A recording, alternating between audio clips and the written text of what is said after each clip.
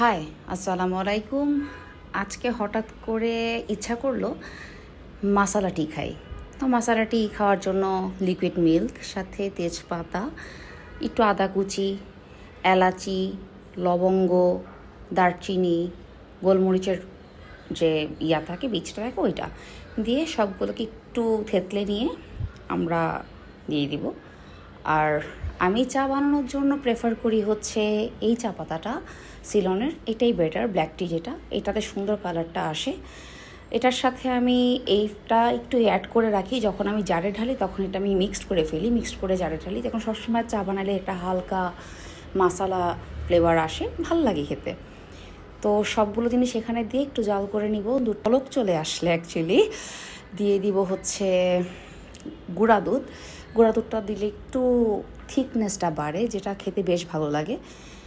তো চা পাতা দিয়ে দিলাম। চা পাতা দিয়ে দেওয়ার পর হচ্ছে ওয়েট করবো কালার আসার জন্য। এখানে একটা টিপস দিয়ে দিই, সেটা হচ্ছে একদম ফুটন্ত দুধে বা ফুটন্ত পানিতে চা পাতাটা অ্যাভয়েড করা বেটার। যখন দেখবেন আপনি বলক উঠতে একটু সময় মানে জাস্ট কিছুক্ষণের মধ্যে চলে আসবে বলকটা, তখনই চা পাতাটা দিয়ে দিবেন, দেখবেন কালারটা খুব সুন্দর আসবে।